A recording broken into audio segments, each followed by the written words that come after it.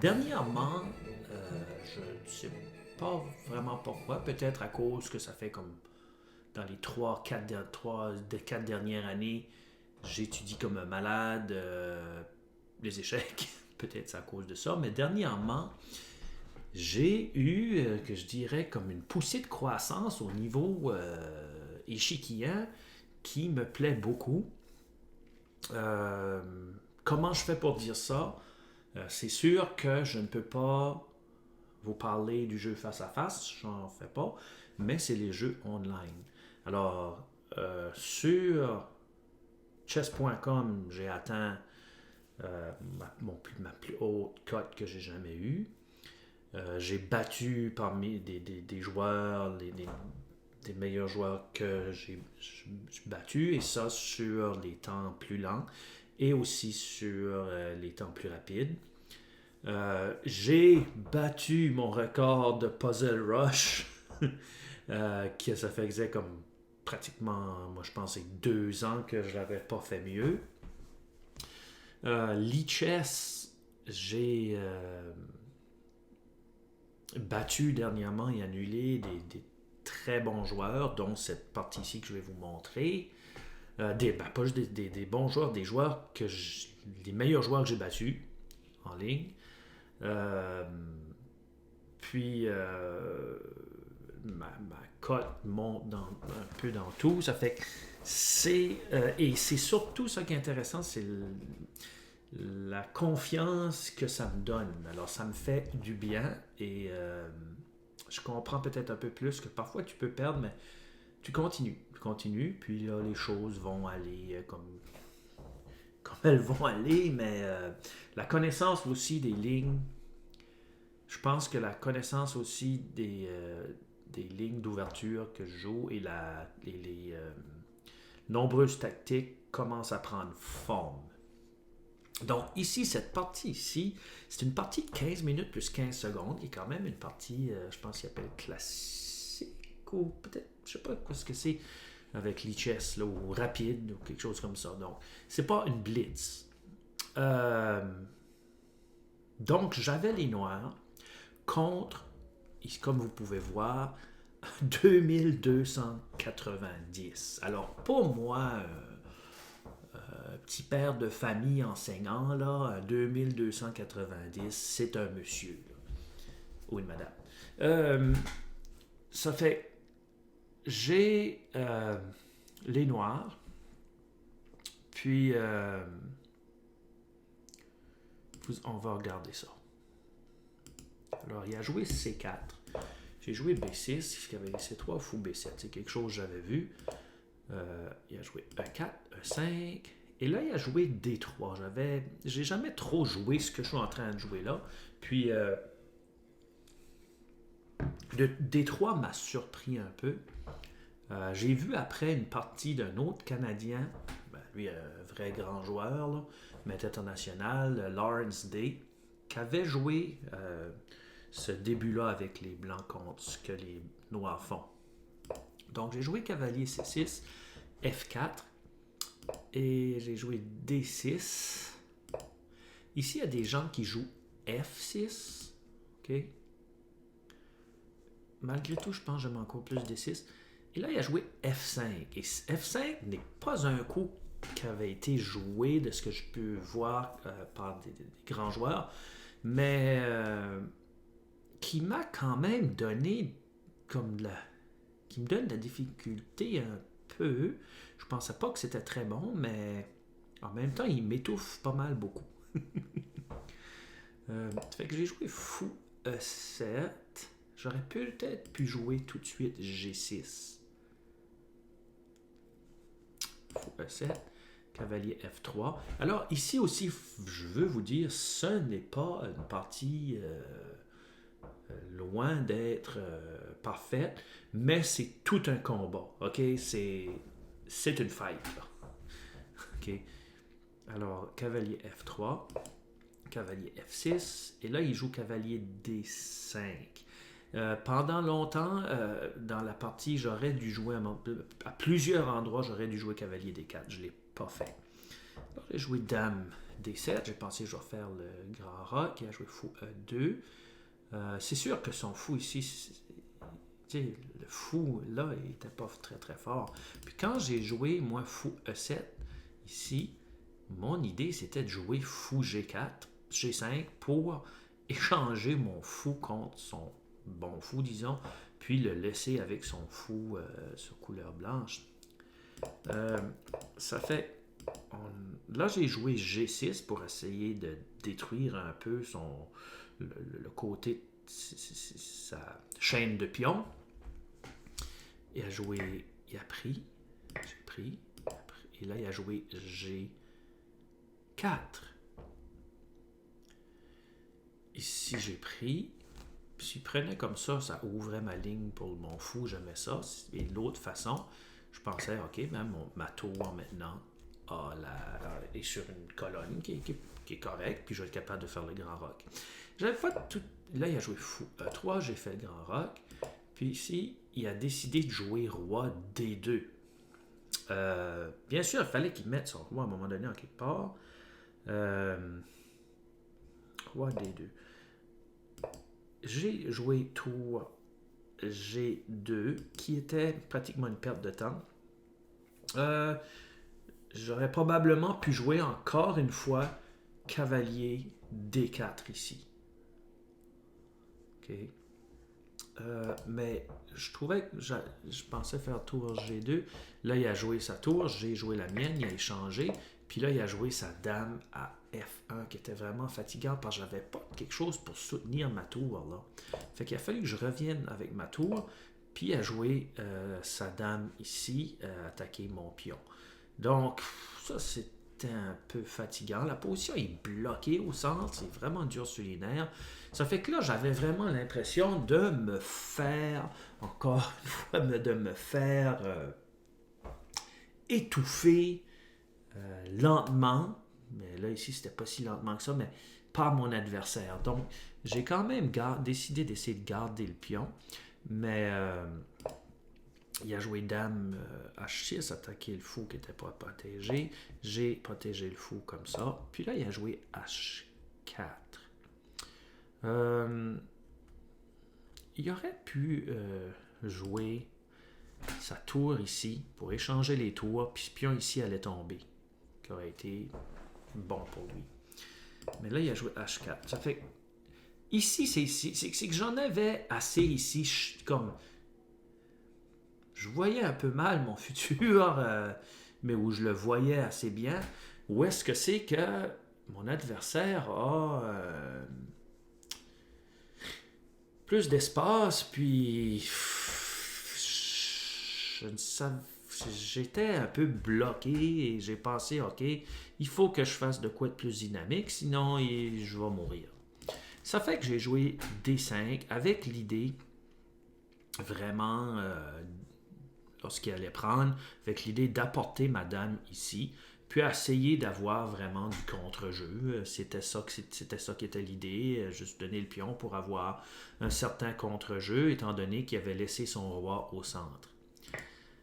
Il a pris, et oui, et là, j'ai pu faire échec au roi. Il a joué son roi là. Fait que là, moi, il fallait quand même que je continue, mais quand j'avais joué le pion ici, je voyais que ma tour aussi pouvait entrer dans le territoire ennemi, puis créer de très belles choses pour moi. Donc, c'est ce que j'ai fait. J'attaque son fou qui n'est pas protégé, et il protège son fou avec sa tour. OK, ici, juste pour vous dire, je ne mets pas l'ordinateur, l'analyse de l'ordinateur, mais vous savez certainement, si vous regardez la partie, vous avez certainement une multitude de coups intéressants pour... ici, ça va être pour les noirs pendant longtemps. J'ai manqué des coups, les blancs sont ramenés en jeu, et puis finalement, c'est ça, on va voir qu'est-ce que ça va donner. Ça fait... J'ai joué la dame à 4, pardon, échec. Et moi ici, là, Ça me dérangeait plus, rendu là, dans la position que j'avais, ça me dérangeait plus non plus de faire une nulle, par exemple, si, disons, que mon adversaire... c'est qu'ici, je commence à avoir pas mal... C'est plus qu'une nulle ici. Il ne pouvait pas vraiment me laisser prendre ce pion-là, par exemple. Mais même par échec perpétuel, n'importe quoi, j'étais ouvert aux propositions. Alors, il a fait échec, j'ai joué mon cavalier, il a joué sa dame à B4, qui ici est une erreur. Moi, j'étais certain qu'il allait jouer la dame à A3, mais je pense que, étant donné que c'est un adversaire quand même très fort, probablement qui a calculé ou qui pensait vraiment bien me finir à la place d'échanger les dames puis de continuer comme ça. Mais dame à 3 aurait été mieux, je pense. Ça fait ici, j'ai joué fou E7 que j'aime bien.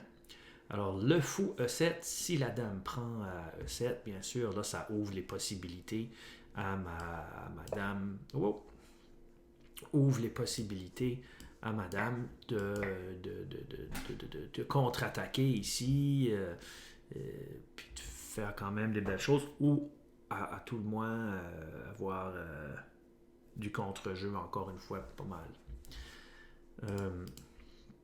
Ça fait qu'il ne pouvait pas nécessairement prendre en voulant gagner aussi. Fait qu'il a joué dame C3. Et à dame C3, j'ai joué A5. A5 qui permettrait le fou B4. Donc ça c'est un peu excitant. On voit aussi que mon temps se défile assez rapidement. Ici, il a pris le pion, puis j'ai joué échec et il a joué là. Bon, là, j'avais plusieurs choix. Puis, si on regarde, j'ai quand même pris un certain temps à prendre mes décisions. 1 minute et quart à peu près. Puis, j'aurais probablement dû prendre un petit peu plus de temps. Mais ici, il y a plusieurs coups qui étaient vraiment bons. Mais moi, je ne suis pas un ordinateur. L'ordinateur, lui, il est vraiment bon là, dans tous ces trucs-là, tactiques. Ça fait que j'ai joué dame B3, finalement, échec, et il a joué le roi là. Ouf. Et c'est ici, je pense que là, j'ai pris la tour, mais il y avait un meilleur coup ici, puis je me souviens plus quel coup c'était. Mais vous pourrez regarder si vous voulez, mais... Alors, en prenant la tour, ce qui se passe, c'est que lui a joué là, puis il menace l'échec et mat. Alors, je dois dire, il y avait beaucoup de choses à calculer. Je n'ai pas calculé une tonne de choses. J'allais pas mal à l'instant. Et ici, j'ai été quand même chanceux de m'en sortir avec le roi B8. Puis s'il prenait, ben là, je me ramassais mon roi à 7. Mais j'étais chanceux. Mais ici, c'était pas, ça allait mal pour moi maintenant. Fait que j'ai fait ici un coup. Ici, il y avait un bon coup pour moi, mais je me souviens plus ce que c'était. C'était peut-être... Non. Ça fait... C'est très compliqué, sérieusement, là. Mais ici, j'ai pensé faire comme un genre de truc tactique, faire échec, pour qu'il enlève son fou de cette diagonale-ci. Il l'a pas fait, bien sûr, parce que s'il enlevait son fou sur cette diagonale, je faisais échec comme ça, et ça se finissait par un bel échec et mat. Ça fait... Il a pris avec le roi, mais là, j'ai fait échec, puis là, il s'en sortait. Fait que là, les blancs, les noirs, pardon, s'en sortent bien. OK? Ils s'en sortent très bien. Très bien. Ils s'en sortent bien. Les blancs sont bien. Ça fait qu'il fallait que j'essaye de m'en sortir du mieux que je pouvais sans me faire mettre échec et mat. Donc, j'ai pensé à cette solution-ci, qui était comme solution de dernier recours. Et j'ai décidé de faire ça parce que je pensais peut-être que Et je trouvais que c'était difficile pour lui parce que mes pions étaient sur des cases blanches, son fou était sur cases noires, le cavalier était quand même là-bas, puis j'avais 2 pions passés ici qui pouvaient passer justement. Ça fait que mon roi était proche de l'action pour empêcher ses pions de passer, donc je trouvais que c'était quand même pas si pire. C'était quand même correct.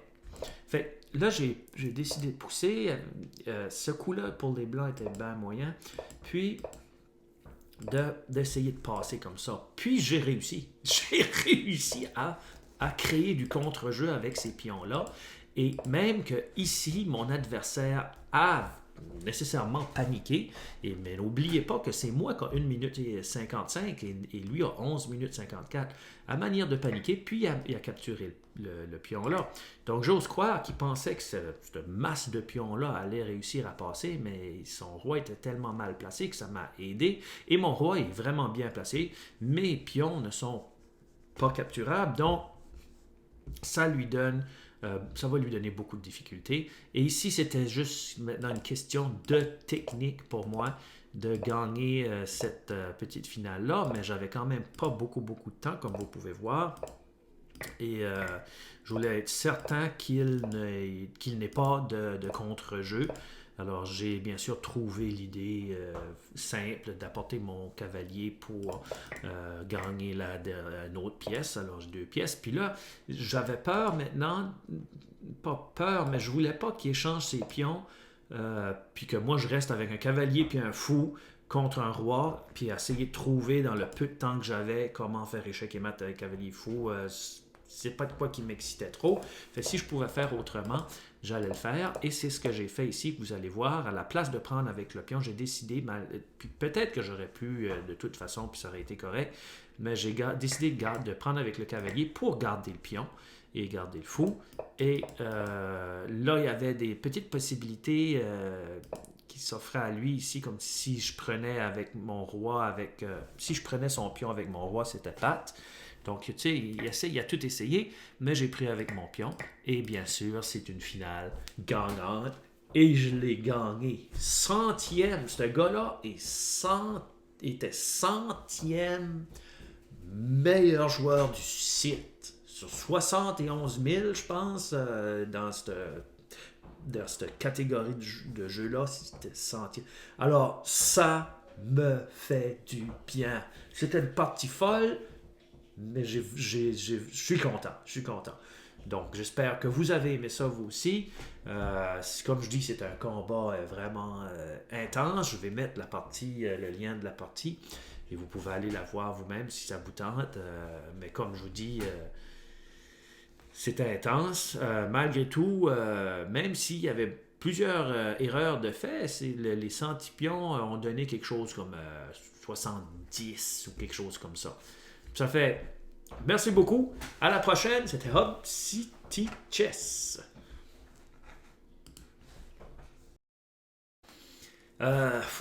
Dernièrement, je ne sais pas vraiment pourquoi. Peut-être à cause que ça fait comme dans les 4 dernières années, j'étudie comme un malade les échecs.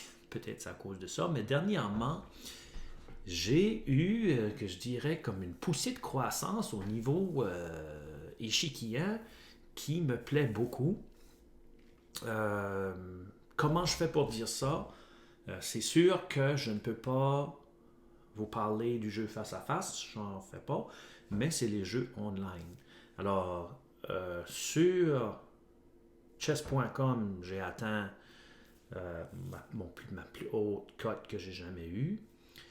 J'ai battu parmi des joueurs, des meilleurs joueurs que j'ai battus, et ça sur les temps plus lents et aussi sur les temps plus rapides.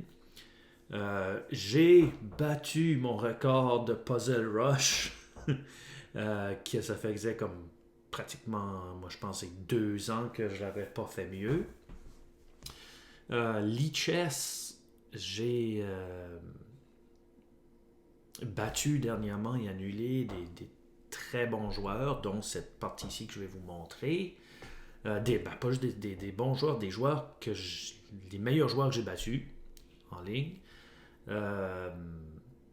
Puis, ma cote monte un peu dans tout. Ça fait que et c'est surtout ça qui est intéressant, c'est la confiance que ça me donne. Alors, ça me fait du bien et je comprends peut-être un peu plus que parfois tu peux perdre, mais tu continues, puis là, les choses vont aller comme elles vont aller, mais la connaissance aussi des lignes, je pense que la connaissance aussi des lignes d'ouverture que je joue et les nombreuses tactiques commencent à prendre forme.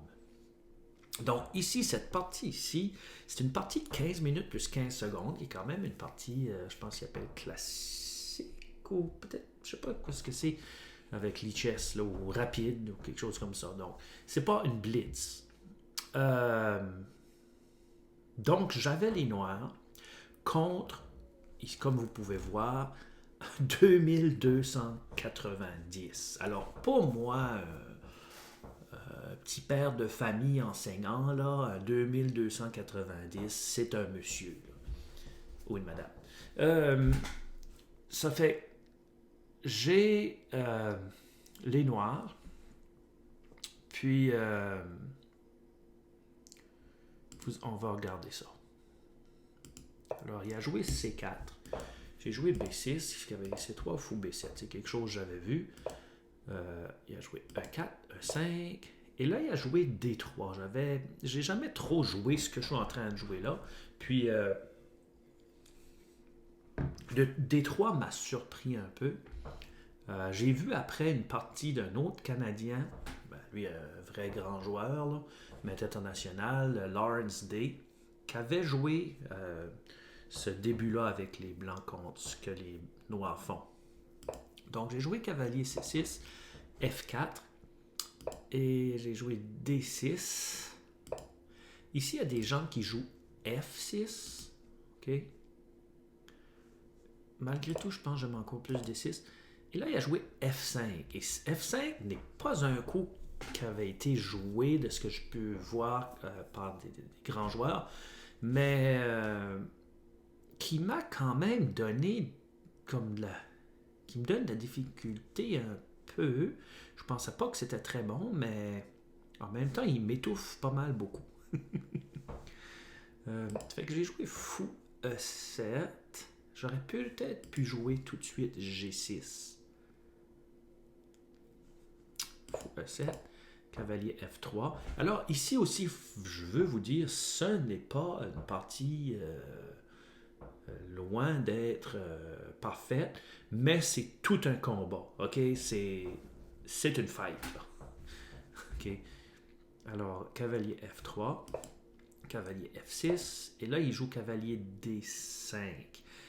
Pendant longtemps, dans la partie, j'aurais dû jouer à plusieurs endroits, j'aurais dû jouer cavalier D4. Je ne l'ai pas fait. Alors, j'ai joué dame D7. J'ai pensé que je vais faire le grand roc. Il a joué fou E2. C'est sûr que son fou ici, le fou là, il n'était pas très très fort.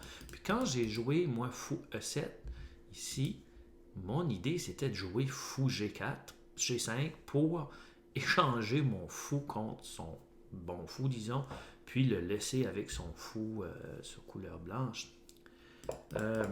Ça fait. Là, j'ai joué G6 pour essayer de détruire un peu le côté de sa chaîne de pions. Il a joué. Il a pris. J'ai pris. Et là, il a joué G4. Ici, j'ai pris. S'il prenait comme ça ouvrait ma ligne pour mon fou. J'aimais ça. Et de l'autre façon, je pensais, OK, même ma tour maintenant est sur une colonne qui est correcte, puis je vais être capable de faire le grand roc. J'avais pas tout. Là, il a joué fou E3, j'ai fait le grand roc. Puis ici, il a décidé de jouer roi D2. Bien sûr, il fallait qu'il mette son roi à un moment donné en quelque part. Roi D2.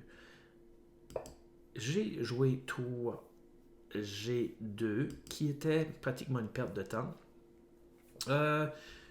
J'aurais probablement pu jouer encore une fois cavalier D4 ici. OK. mais je trouvais que je pensais faire tour G2. Là, il a joué sa tour, j'ai joué la mienne, il a échangé. Puis là, il a joué sa dame à F1 qui était vraiment fatigant parce que j'avais pas quelque chose pour soutenir ma tour. Là. Fait qu'il a fallu que je revienne avec ma tour. Puis il a joué sa dame ici, attaquer mon pion. Donc, ça, c'était un peu fatigant. La position est bloquée au centre, c'est vraiment dur sur les nerfs. Ça fait que là, j'avais vraiment l'impression de me faire, encore une fois, de me faire étouffer lentement. Mais là, ici, c'était pas si lentement que ça, mais par mon adversaire. Donc, j'ai quand même décidé d'essayer de garder le pion. Mais il a joué dame H6, attaqué le fou qui n'était pas protégé. J'ai protégé le fou comme ça. Puis là, il a joué H4.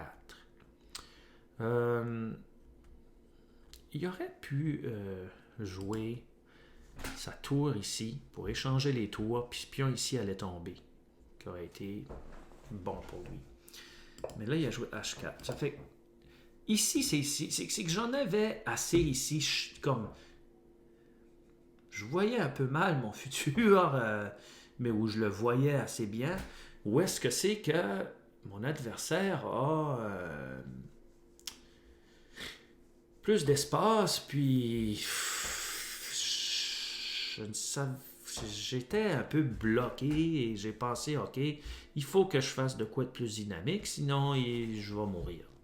Ça fait que j'ai joué D5 avec l'idée vraiment, lorsqu'il allait prendre, avec l'idée d'apporter ma dame ici, puis essayer d'avoir vraiment du contre-jeu. C'était ça qui était l'idée, juste donner le pion pour avoir un certain contre-jeu, étant donné qu'il avait laissé son roi au centre. Il a pris, et oui, et là, j'ai pu faire échec au roi. Il a joué son roi là.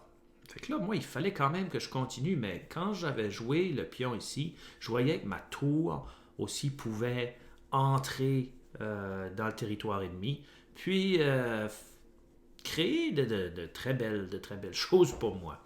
Donc, c'est ce que j'ai fait. J'attaque son fou qui n'est pas protégé, et il protège son fou avec sa tour. Ok, ici, juste pour vous dire, je ne mets pas l'ordinateur, l'analyse de l'ordinateur, mais vous savez certainement, si vous regardez la partie, vous avez certainement une multitude de coups intéressants pour... ici, ça va être pour les noirs pendant longtemps. J'ai manqué des coups, les blancs sont ramenés en jeu. Et puis finalement, c'est ça, on va voir qu'est-ce que ça va donner. Ça fait, j'ai joué la dame à 4, pardon, échec. Et moi ici, là, ça me dérangeait plus, rendu là, dans la position que j'avais, ça me dérangeait plus non plus de faire une nulle, par exemple, si, disons que mon adversaire...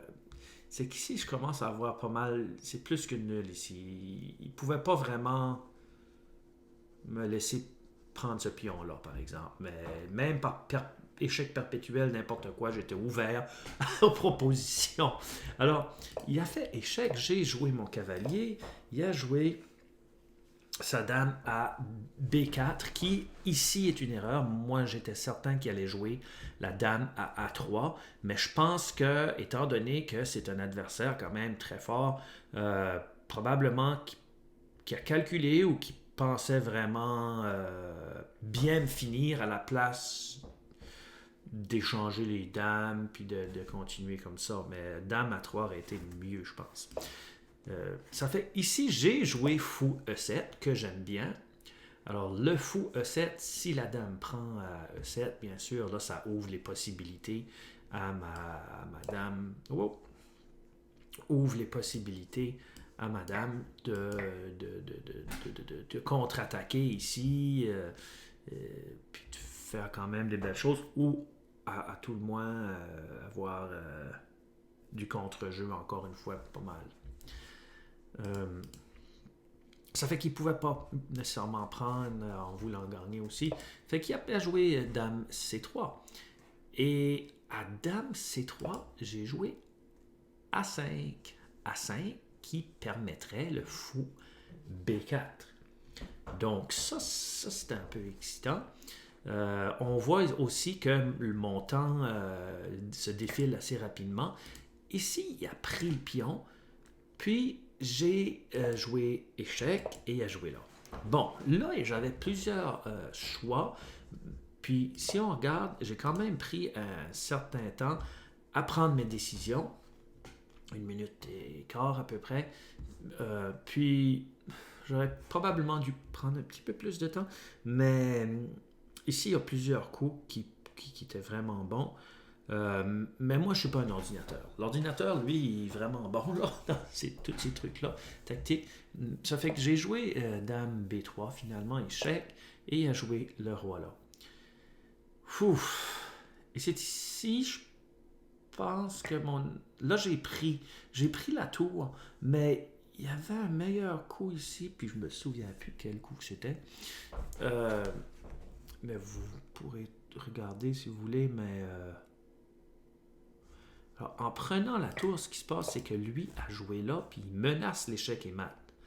Alors, je dois dire, il y avait beaucoup de choses à calculer. Je n'ai pas calculé une tonne de choses. J'allais pas mal à l'instant. Et ici, j'ai été quand même chanceux de m'en sortir avec le roi B8. Puis s'il prenait, ben là, je me ramassais mon roi à 7.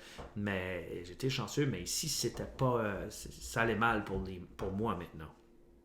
Fait que j'ai fait ici un coup. Ici, il y avait un bon coup pour moi, mais je me souviens plus ce que c'était. C'était peut-être... Non. Ça fait... C'est très compliqué, sérieusement, là. Mais ici, j'ai pensé faire comme un genre de truc tactique, faire échec, pour qu'il enlève son fou de cette diagonale-ci. Il l'a pas fait, bien sûr, parce que s'il enlevait son fou sur cette diagonale, je faisais échec comme ça, et ça se finissait par un bel échec et mat. Ça fait... Il a pris avec le roi, mais là, j'ai fait échec, puis là, il s'en sortait. Fait que là, les blancs, les noirs, pardon, s'en sortent bien. OK? Ils s'en sortent très bien. Très bien. Ils s'en sortent bien. Les blancs sont bien. Ça fait qu'il fallait que j'essaye de m'en sortir du mieux que je pouvais sans me faire mettre échec et mat. Donc, j'ai pensé à cette solution-ci, qui était comme solution de dernier recours. Et j'ai décidé de faire ça parce que je pensais peut-être que... Je trouvais que c'était difficile pour lui parce que mes pions étaient sur des cases blanches, son fou était sur cases noires, le cavalier était quand même là-bas, puis j'avais 2 pions passés ici qui pouvaient passer justement.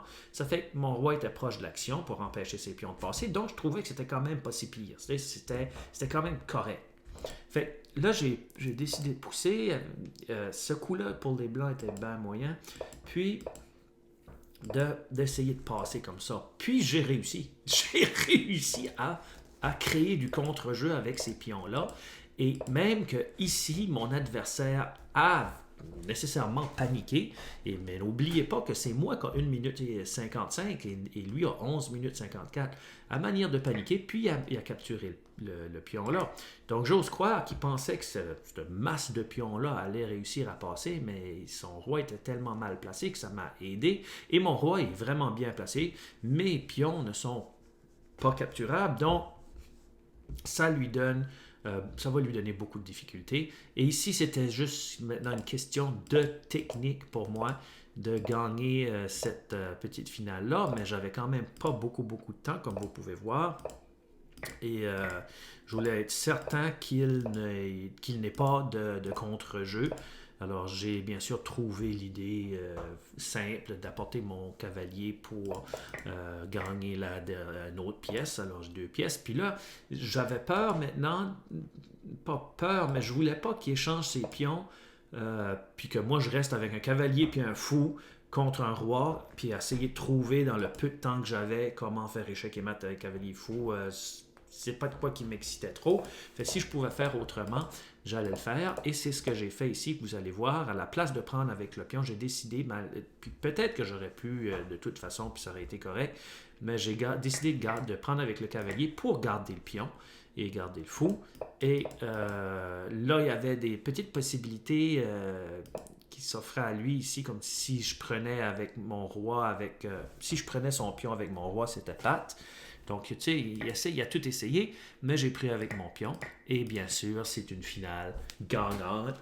Et je l'ai gagné. Centième. Ce gars-là était centième meilleur joueur du site. Sur 71 000, je pense, dans cette catégorie de jeu-là, c'était centième. Alors, ça me fait du bien. C'était une partie folle, mais je suis content. Je suis content. Donc, j'espère que vous avez aimé ça, vous aussi. Comme je dis, c'est un combat vraiment intense. Je vais mettre le lien de la partie, et vous pouvez aller la voir vous-même si ça vous tente. Mais comme je vous dis, c'était intense. Malgré tout, même s'il y avait plusieurs erreurs de fait, les centipions ont donné quelque chose comme 70 ou quelque chose comme ça. Ça fait... Merci beaucoup. À la prochaine. C'était Hub City Chess.